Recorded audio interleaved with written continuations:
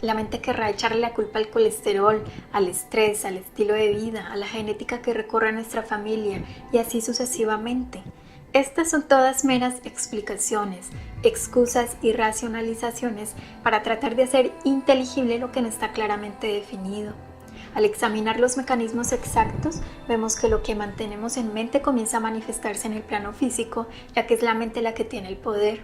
Incluso un pensamiento relativamente neutral puede tener graves consecuencias. Por ejemplo, uno tiene la idea, creo que iremos a Hawái.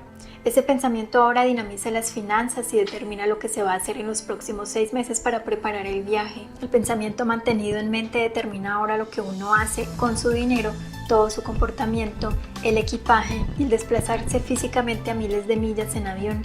Este pensamiento influye los próximos 6 meses de tu vida. Podemos ver lo poderoso que es la mente y que una de las dificultades a superar en la autocuración es la voluntad de aceptar el gran poder de la mente. No podemos permitir que un pensamiento negativo quede sin respuesta. No puedes decir, tengo diabetes, y dejar que quede sin respuesta. Ese es un sistema de creencias tan poderoso que solo creer que tengo diabetes es suficiente para potenciar la enfermedad.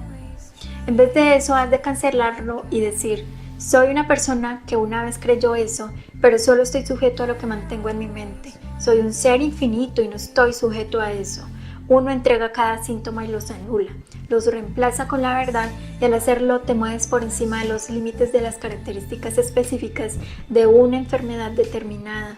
Más tarde, cuando me di cuenta de cómo he utilizado este sistema para deshacerme de muchas enfermedades, tal vez estos principios se volverán más evidentes.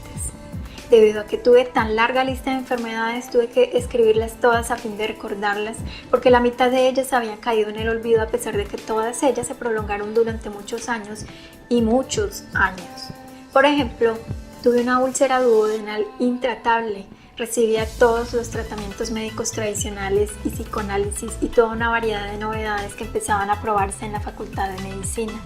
20 años más tarde todavía tenía la úlcera y no solo eso, era de un tipo diferente de úlceras que estaban perforando otras partes de mi duodeno. Amenazaba con perforar y hacer una hemorragia y estaba creando ataques recurrentes de pancreatitis. También tuve colitis al tiempo que diverticulitis y hemorragia. De hecho, la diverticulitis estaba tan mal que pisé el hospital varias veces y tuve que recibir transfusiones. Casi llegué a morir de una hemorragia por esto. Además tuve dolores de cabeza por migraña que eran intratables. El psicoanálisis ayudó en cierta medida y había visto neurólogos y expertos de fama mundial, pero no había realmente ninguna ayuda para las migrañas, las cuales fueron ostensiblemente asociadas a muchas alergias.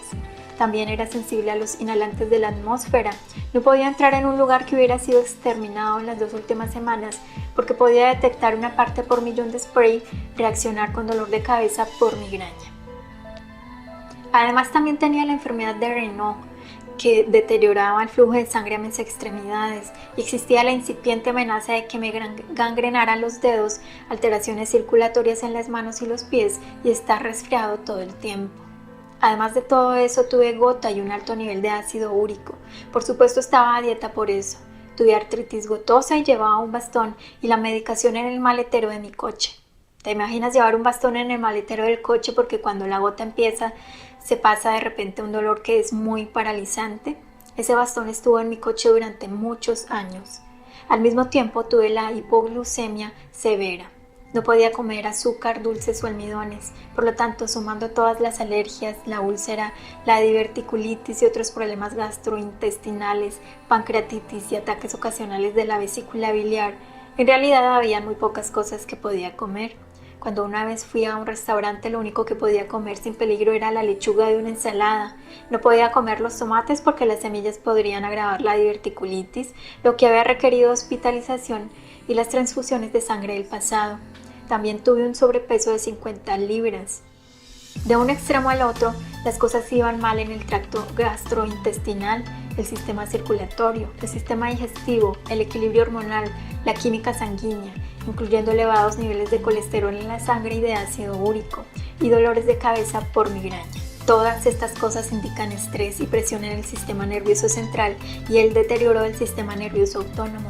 Además tenía un tumor quístico pilonidal que normalmente requeriría cirugía, pero poco a poco desapareció espontáneamente. Más tarde entré en insuficiencia cardíaca severa por enfermedad grave sin diagnosticar, hipertiroidismo, para la que se prescribió cirugía o radioterapia, pero me negué. Las radiografías del tórax revelaron un tumor en el vértice del pulmón derecho. El pulmón fue biopsiado, lo que derivó en colapso y neumotórax, acumulación de aire o gas en el espacio que rodea a los pulmones. La biopsia reveló que la lesión tenía forma de tuberculosis aviaria. Me negué a tomar los 5 antibióticos recomendados, que tenía una baja tasa de curación de todos modos. La lesión pulmonar desapareció lentamente sin ningún tratamiento físico. La insuficiencia cardíaca se aclaró al igual que el neumotórax. La función de la tiroides finalmente volvió a la normalidad sin necesidad de cirugía o radiación. Además de todo lo anterior, el pulgar izquierdo me fue amputado mientras hacía trabajos de carpintería y fue cosido en una cirugía sin anestesia, al igual que era una hernia inguinal derecha recurrente también sin anestesia. Los recurrentes y crónicas úlceras duodenales intratables desaparecieron después de 3 tratamientos de acupuntura. Todas las enfermedades y cirugías anteriores fueron procesadas y manejadas según es descrito al dejar de resistir y cancelar en cada instante los sistemas de creencias y por la total entrega a la voluntad divina. Toda la sanación se llevó a cabo sin narcóticos ni anestesia. Toda la serie de enfermedades fue consecuencia de tendencias kármicas que fueron apareciendo por el intenso trabajo espiritual interior, lo que aceleró su aparición al principio, pero más tarde facilitó su sanación milagrosa y su desaparición. Los sistemas mentales debían de ser cuestionados para averiguar lo que estaba pasando, porque era obvio que una persona con tantas enfermedades difícilmente podría decirse que estuviera libre de conflictos. Empecé a estudiar mi perfeccionismo y ver esta tendencia, lo que me permitió perdonar a los demás, pero no me permitió perdonarme a mí mismo, lo que fue creando una intolerancia hacia mi propia humanidad. Como tú mismo puedes ver, ser intolerante, condenar y atacar todas estas cosas en uno mismo, produce culpa inconsciente sobre las propias limitaciones humanas. El origen de esta tendencia mental comenzó en la infancia en forma de escrupulosidad moral y miedo al pecado. Tuve que dirigir mi voluntad hacia el aceptar, amar y perdonar a mi propia humanidad, reconocer que solo era un ser humano a tener sentimientos imperfectos y dejar de atacarme a mí mismo por ser humano. Por lo tanto, tuve que buscar en la esencia del ser lo que es el núcleo interior y esencia de la propia humanidad. Esto me llevó a la conciencia de la intrínseca inocencia de la conciencia misma, y entonces tuve que observar la naturaleza de la conciencia. De qué manera el niño en su inocencia y falta de negatividad terminan con tantos programas en la mente como para crear todas esas enfermedades. Podemos encontrar la respuesta cuando nos fijamos en la naturaleza de la inocencia y seguimos lo que le sucede en el niño. La inocencia del niño también podría compararse con el hardware de una computadora. El hardware es inocente. ¿Y qué es el software que se ejecuta por el hardware y que crea la salida? Sin embargo, el hardware no se ve afectado por el software. Si nos fijamos en el niño y vemos la inocencia de su conciencia, ¿de qué manera toda esa programación negativa entra en el niño inocente?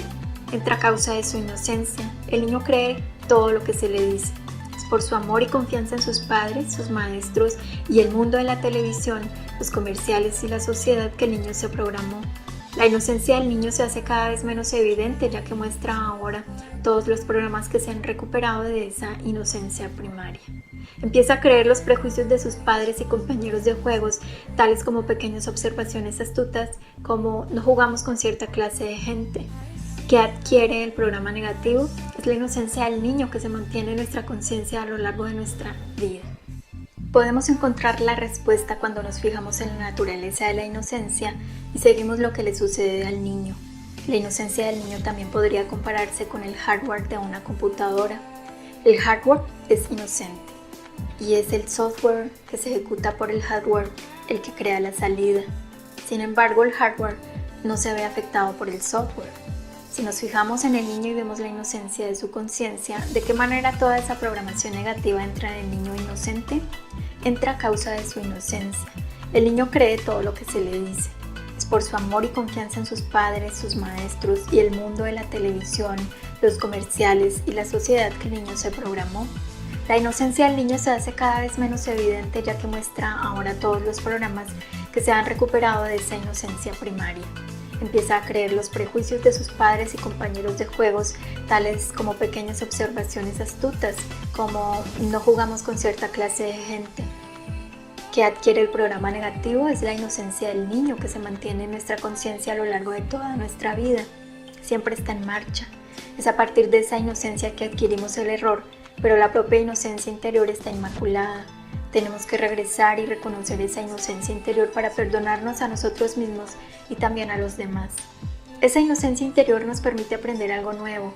La inocencia de los niños nunca cambia. De hecho, es la inocencia del niño en ti la que está leyendo estas palabras en este mismo instante.